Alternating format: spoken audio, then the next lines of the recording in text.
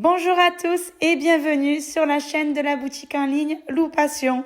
On se retrouve aujourd'hui pour réaliser cette jolie panière à linge que vous pourrez adapter de différentes tailles.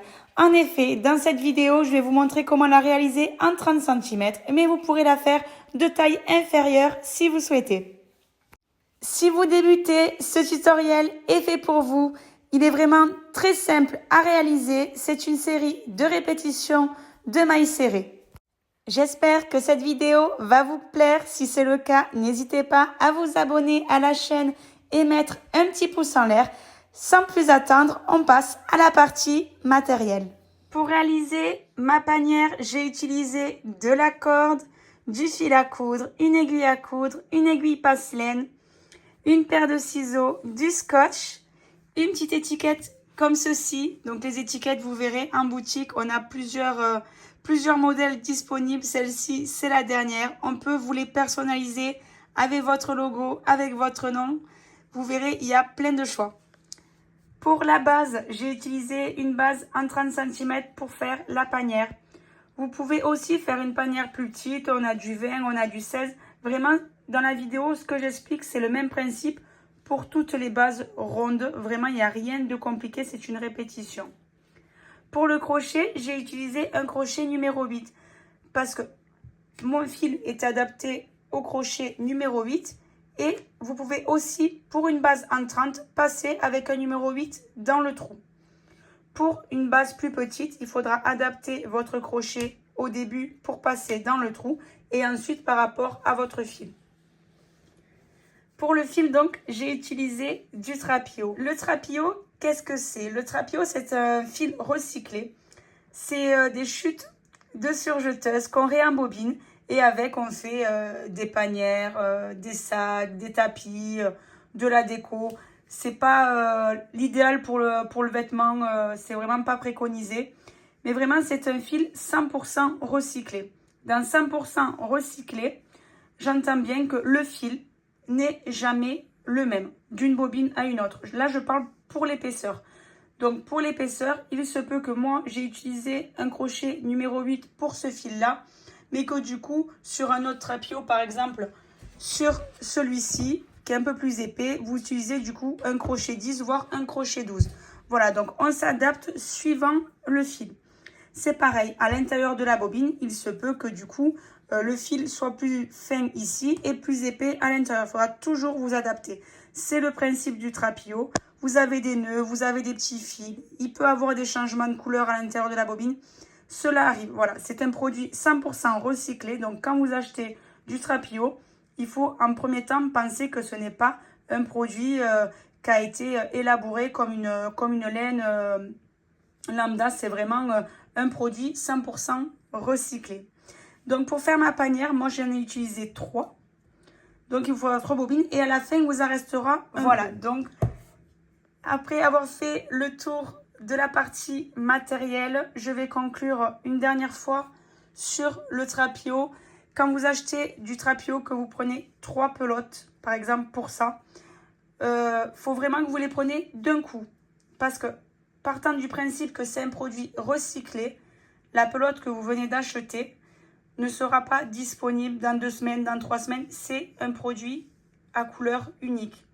Donc du coup, quand vous achetez du trapio, il faut vraiment que vous adaptez et que vous sachiez de suite combien il vous faut de pelotes. Parce que du coup, vous devrez acheter une autre couleur et vous ne tomberez jamais sur le même bain. Voilà. Donc, une fois avoir fait cette partie matérielle, on va pouvoir passer à la partie tutoriel. Pour commencer notre panière, on va venir faire un nœud coulant. J'enroule le fil entre mes 2 doigts et je viens former une boucle. Je prends mon crochet, je viens passer la boucle sur le crochet et je vais la passer à travers. Maintenant, on va venir faire un jeté et passer au travers de la boucle du nœud coulant. On va venir aller dans le trou d'à côté, ramener notre fil, faire un jeté et passer au travers. Donc en fait, le trou de ce fond, ça va nous servir de mailles en quelque sorte. C'est des mailles fictives. Donc, je remets mon crochet, je ramène le fil le plus long à l'intérieur, je tourne mon fil autour du crochet et je passe au travers des 2 boucles. Je passe mon crochet à l'intérieur, je ramène mon fil et je passe au travers des 2 boucles. Ce qui est bien avec ce type de base en bois, c'est que quand vous ne savez pas faire, pour beaucoup qui débutent le nœud magique, je peux comprendre que c'est compliqué. C'est plus facile de faire une maille chaînette pour débuter un rond. Enfin, c'est vrai que le rond plat, c'est quand moi j'avais débuté le crochet à l'époque, c'était quelque chose de très compliqué. Donc c'est vrai que quand on débute ou qu'on a envie d'aller plus vite ou qu'on n'a pas assez de fil, je trouve que c'est super bien d'avoir cette base en bois. Du coup, on n'a plus qu'à tourner autour et c'est vraiment un jeu d'enfant. Du coup, on continue comme ça. Donc, on ramène notre fil, on tourne autour et on passe. Moi, on vient faire des mailles serrées tout autour de notre base. Donc, on fait comme ça tout le cercle et on se retrouvera ici pour fermer ce premier tour. Je suis au bout du rang. Je vais venir faire ma dernière maille serrée ici dans le premier trou, là où on avait mis notre nœud coulant, là où on avait démarré du coup. Et je viens faire ma dernière maille serrée ici. Je viens faire une maille coulée. Donc, je mets mon crochet dans la maille de départ et je viens passer le fil au travers de la dernière maille. On va passer au deuxième tour. Pour ce prochain tour, on va venir faire une maille en l'air. Donc, un jeté et je passe au travers de ma maille. Alors là, on va venir piquer tout simplement dans le V de la maille. Donc, on va venir piquer notre crochet ici, dans chaque V au cœur. Voilà. Donc, ici. On commence par le premier. Donc, je viens piquer ici au V de la maille. Je ramène mon fil à l'intérieur et je viens faire une maille serrée. Je fais pareil pour le second. Je pique au V de la maille et je continue comme ça tout le tour. Pourquoi piquer dans le cœur de cette maille? Tout simplement parce que c'est ce qu'on le voit, même ça se met tout seul. C'est ce qui va rendre votre panière très très rigide. Donc vraiment toujours piquer dans le V de la maille. Le point jersey, il n'y a vraiment rien de mieux pour solidifier vos panières. Le résultat que vous devez obtenir, c'est un résultat comme ceci. Voilà. Il faut vraiment que vous ayez ce V. On voit bien que c'est bien solide. Du coup, vous continuez comme ça tout le rang à piquer dans le V de la maille. Pour le premier rang, ça risque de vous faire un peu les bras. Parce que c'est vrai qu'entre le bois et la maille, c'est un peu serré. Mais après, ça glisse tout seul. Donc voilà, vous continuez tout le rang à piquer dans le V de votre maille, comme ceci.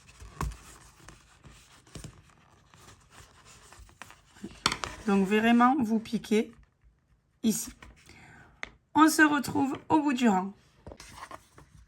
J'arrive à ma dernière maille serrée. Donc je viens faire ma dernière maille serrée dans le V. Et je vais finir ce rang par une maille coulée ici, dans la première maille. Comme ceci. Alors, ce que vous allez faire maintenant, vous allez prendre votre panière et vous allez retourner votre ouvrage dans l'autre sens. Donc, tout le tour, vous allez retourner votre ouvrage comme ceci.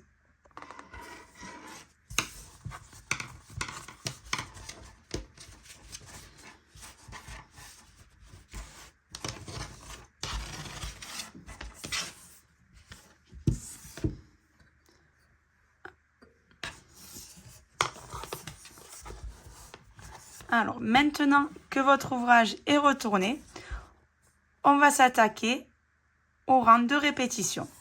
Du coup, pour ce premier rang, pareil, une maille en l'air et on va venir piquer dans le V de chaque maille, comme on vient de faire. Donc, vous venez piquer ici dans le V au cœur. Donc, en fait, au lieu de venir piquer dans la maille ici pour une maille simple, vous allez venir piquer ici pour faire une maille serrée. Et du coup, on obtiendra le point jersey. Voilà, donc vous allez faire ça tout le rang et vous finirez toujours vos rangs comme on a fait par une maille coulée dans la première maille et on repart par une maille en l'air. Donc ce qu'on vient de faire au tour précédent, on le fait pour tous les rangs. Vraiment rien de compliqué, c'est une série de répétitions. Donc du coup, vous allez faire ça tout le tour, c'est-à-dire tout le tour là et de la hauteur que vous souhaitez. Moi, je vais monter ma panière très très haute parce que je veux avoir une panière à linge. Du coup, je vais la faire bien haute. Je vous dirai tout à l'heure à combien de centimètres je vais les monter quand je l'aurai terminé. Et je vous montrerai aussi comment changer, passer à votre autre bobine parce que si vous souhaitez comment faire la grosse panière, vous pouvez faire plus petit bien sûr, mais si vous souhaitez comment faire la grosse panière, vous aurez bien sûr besoin de plus d'une pelote. Donc je vous montrerai comment changer de fil sans que ça se voie. Et on finira cette panière par les poignets. Voilà, donc on se retrouve tout à l'heure quand j'aurai monté la panière à la hauteur souhaitée.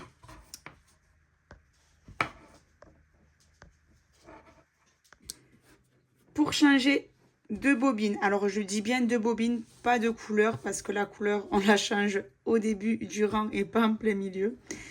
Du coup, ce que vous faites, vous mettez votre crochet dans la maille qui suivait.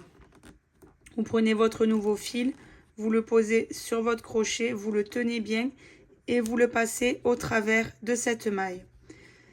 L'ancien fil et le nouveau petit fil, vous le posez au-dessus de votre fil, comme ceci. Vous posez là. Venez faire un jeté avec le fil le plus long et vous ramenez autour de votre maille. Vous continuez comme ça en cachant les deux fils du coup à l'intérieur, là où on a positionné. Venez crocheter dessus. Voilà, comme ceci. Et vous continuez. Vous cachez bien vos fils quand vous faites votre maille.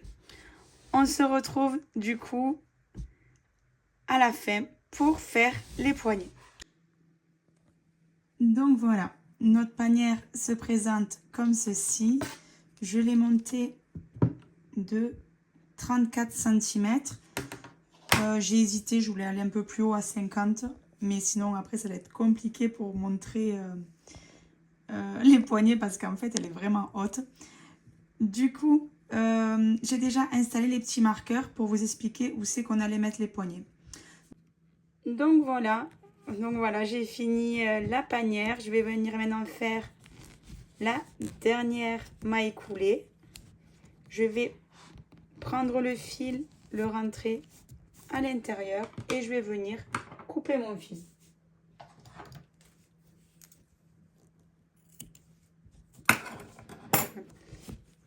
Et je vais venir tirer. Avec l'aiguille passe-laine, on va venir cacher le fil derrière les mailles ici. Donc, vous prenez votre aiguille passe-laine et vous venez cacher vos fils derrière les mailles, comme ceci. On passe à la partie poignet.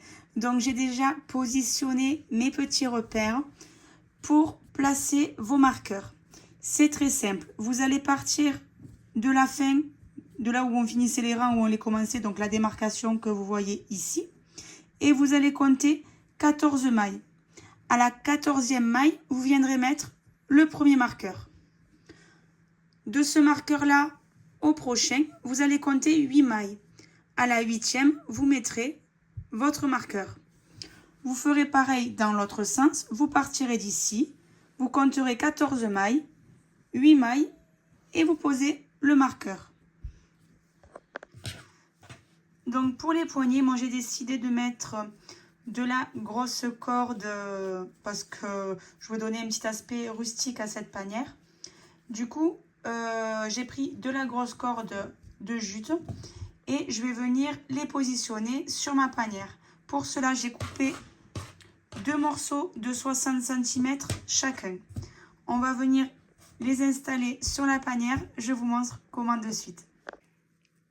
Quand vous avez coupé vos cordes de 60 cm, vous venez prendre un morceau de scotch et vous venez tout simplement le positionner au bout de votre corde comme ceci.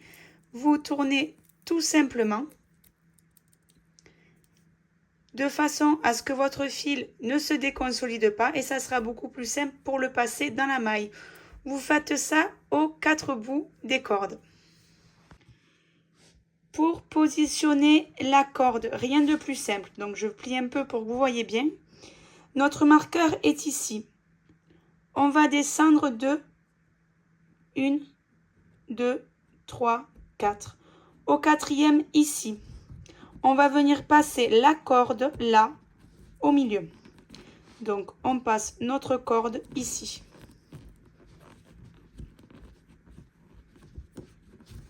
Et on la fait ressortir de l'autre côté. On va venir faire pareil à l'autre marqueur. Donc, pareil, 1, 2, 3, 4. On vient le positionner ici. Donc, on passe notre corde au milieu. Et on la ressort de l'autre côté. Une fois la corde passée dans chaque trou, vous venez vraiment positionner votre poignet de la façon dont vous souhaitez.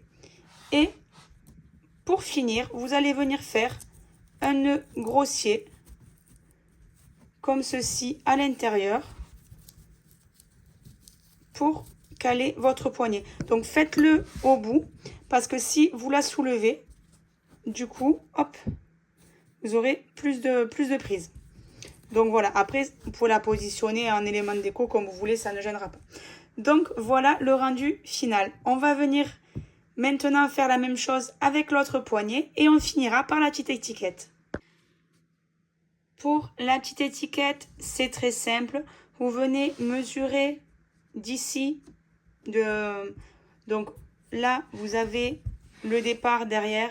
Donc on va pas positionner l'étiquette du côté où on a notre départ de rang et notre arrêt de rang. Et on va venir tout simplement la centrer entre les deux poignets ici à l'aide d'un fil et d'une aiguille. On se retrouve pour le final. Donc voilà, la panière est maintenant terminée. J'espère que cette vidéo vous aura plu. Si c'est le cas, n'hésitez pas à vous abonner et activer la petite cloche pour être informé de la prochaine vidéo. Je vous dis à très bientôt dans une prochaine vidéo.